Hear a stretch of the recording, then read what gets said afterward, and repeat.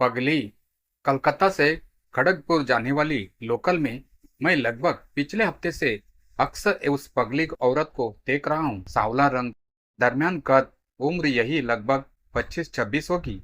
वैसे अभी भी उसके उरोजों पर उभार है, शरीर में लचक है, पाँव में गति है। पूरा दिन इधर से उधर घूमती फिरती है, नाचती है, गाती है, कभी जुड़ा बनाती है। बीच बीच में उसका संगीत भी चलता रहता है। तभी तो स्टेशन के खुली होकर यहाँ तक कि चंद बाबू भी एक बार उस पगली पर दृष्टि डाले बिना लौटना पसंद नहीं करते। रात के 11 बजे मैं ड्यूटी से लौटा तो देखा बुकिंग ऑफिस के बाहर अच्छी खासी भीड़ जमा थी।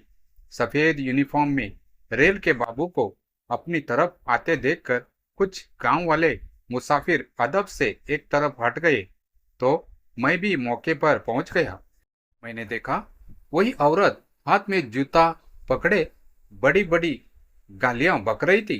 एक कुली ने बताया, अरे बाबूजी, इस औरत का मीमो काट कर हवालात में भेज दो। इसने चटर्जी बाबू को जूता मार दिया है। पगली है बाबू। मैंने उस पगली की ओर उन्मुख होकर पूछा, क्या बात है, क्यों मारा तुमने जूता? क्रोध से उसका मुख तमतमा गया। पेशानी पर पसीने की बूंदें आ गई।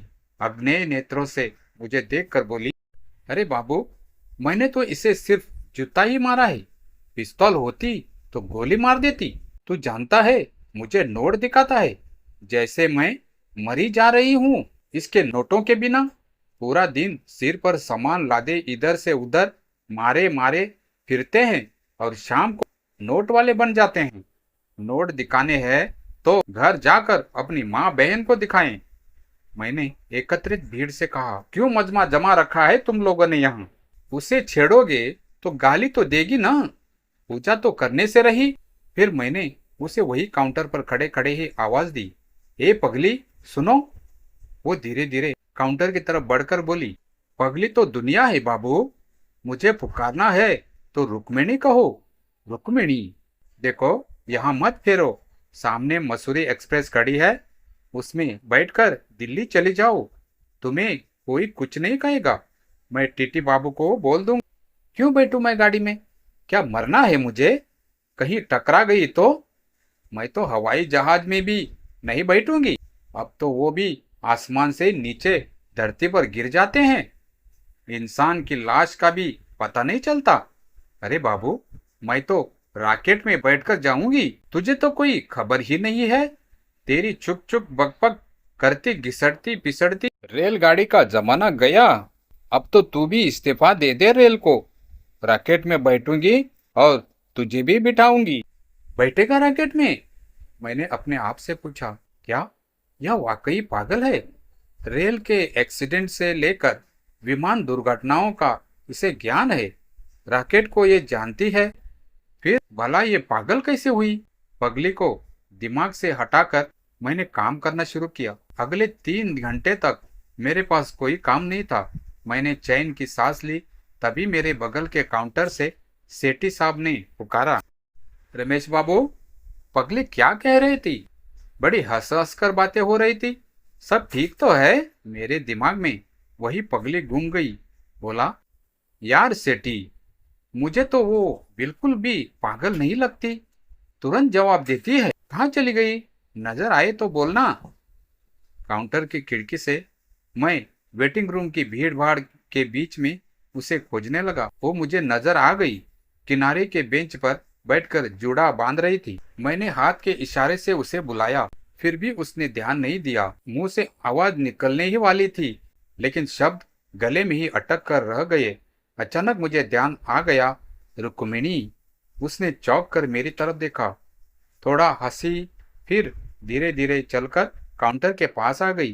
तब तक सेठी भी मेरे पास आकर खड़ा हो गया था।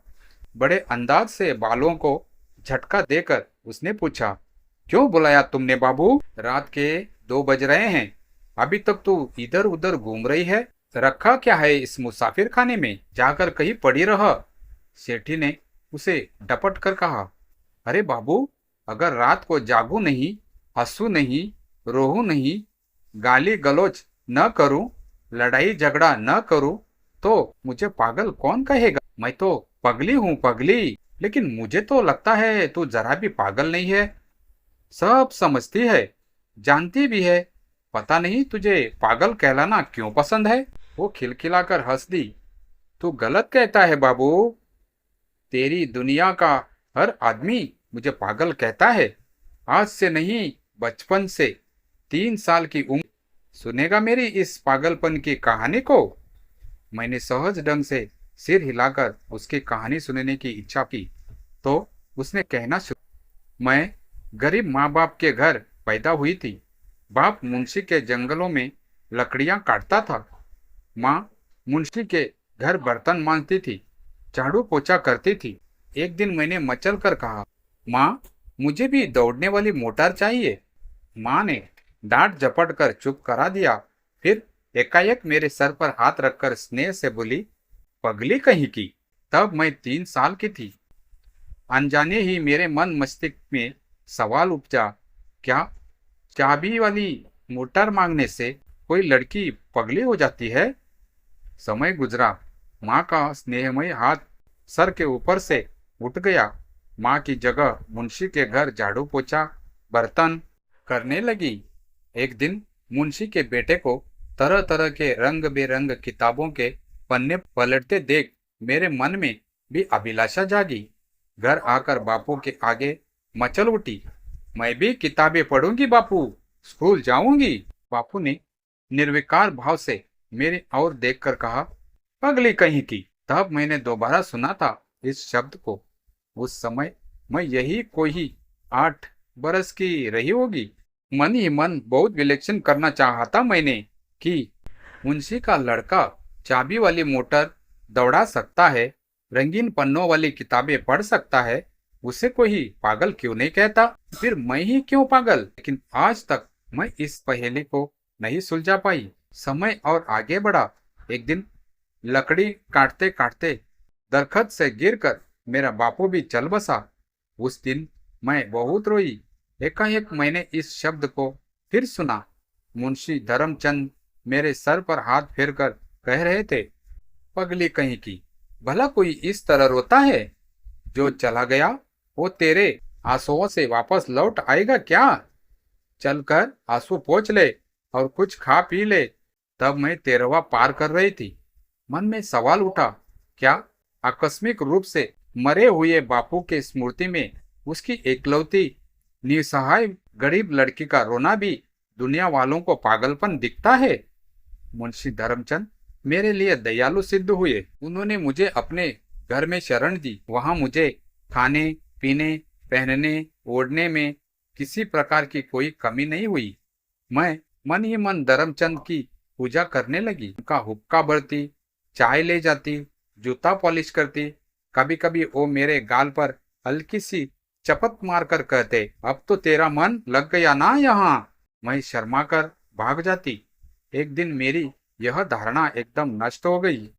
मुंशी जी ने चाय की प्याली पकड़ते ही मेरी कलाई बहुत जोर से पकड़ ली। मुझे अपनी गोद में धकेलकर मेरे बालों को सहलाकर मुझे खूब चूमने लगे। मैंने साफ साफ उनकी आंखों में पाशविक वासना की भूख देखी।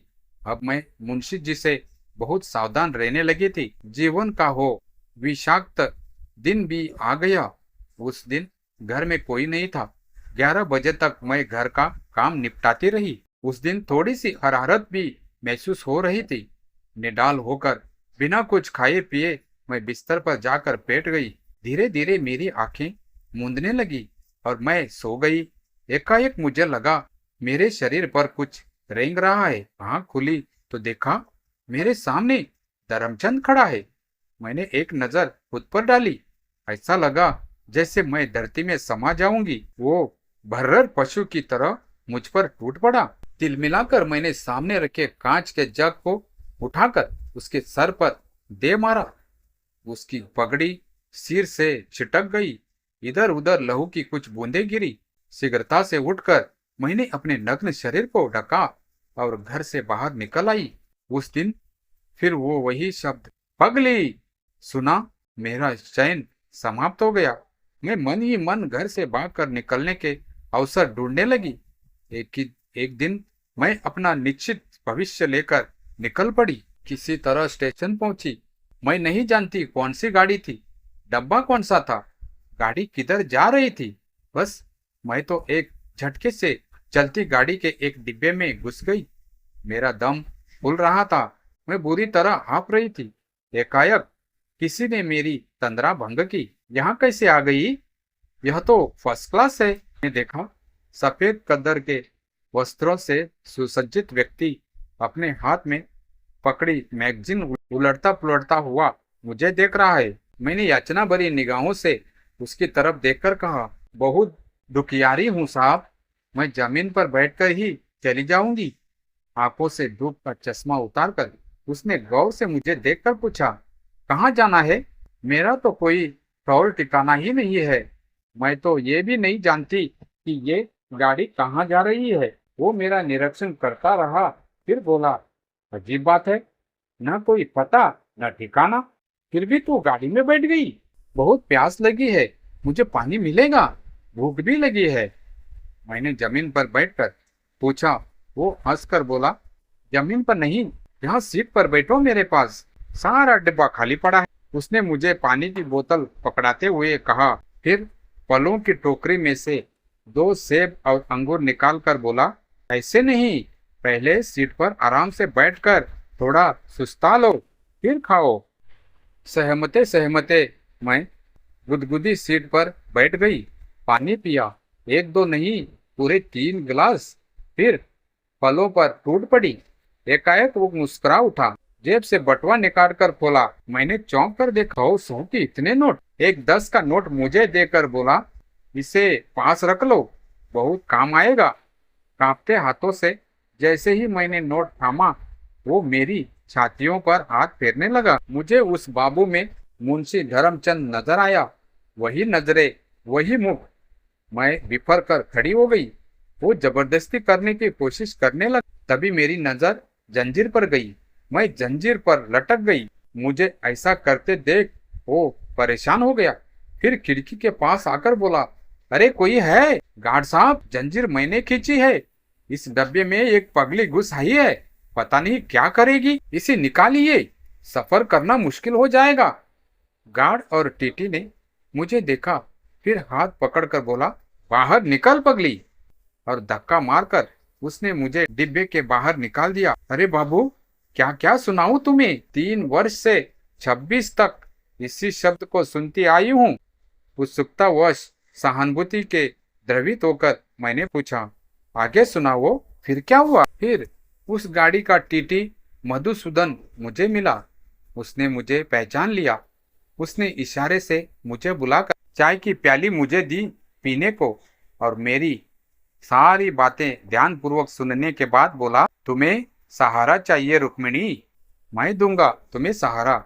फिर होठों ही होठों में बुदबुदा कर बोला, मुझे किसी की परवाह नहीं है, मैं खुद अपनी मर्जी से अपना घर बसाऊंगा। वो मुझे एक छोटे से कमरे में ले आया। सचमुच उसने मुझे बहुत प्यार किया। हर दूसरे तीसरे दिन वो आता और बढ़िया बढ़िया चीजें लाता। शाम को सैर कराता, कभी सिनेमा ले जाता, और फिर बाहों में जकड़कर प्यार करता। स्नेह से बालों पर हाथ फेरता, और फिर जल्दी ही आने का वायदा करके काम पर चला जाता। मैं अब पूरी तरह संतुष्ट थी। मेरे मन में अब कहीं कोई अरमान बाकी नहीं था। लेकिन मेरी बदनसीबी देखो, एक दिन ट्रेन के फुट बोर्ड से पांव फिसलकर पटरियों के बीचे बीच कटकर इस संसार से विदा हो गया। उसकी विकृत लाश को मैं छू भी नहीं सकी। मैं दहाड़े मार मार कर रो रही थी, पर लोग मुझे दुत्कार रहे थे। क्या रिश्ता था तुम्हारा उस मधुसूदन से? मैं चीख कर बोली, मेरा सब कुछ तो यही है, मेरा घर, पति, मेरा सुहाग। मैंने लोगों को कहते हुए सुना, मधुसूदन तो शादीशुदा नहीं था, यह कोई पगली है। पगली, हटाओ इसको। और लोगों ने मुझे मार मार कर सच में अलग कर दिया। अंतिम समय में उस पवित्र आत्मा के कटे कटे शरीर को जी भरकर देख भी नहीं सकी थी। एकाएक वो गौर से मुझे देखने लगी, फिर बोली, बाबू तुझे मैंने जो कहानी सुनाई है वो किसी को मत बताना, नहीं तो मुझे कोई भी पागल नहीं कहेगा, सेठी कह रहा था। यार, आज इस पगली ने हमारा अच्छा टाइम पास कर दिया और मैं अनमनस्क के साथ सेठी के समर्थन में हूँ कहता हुआ न जाने किस सोच में पड़ गया।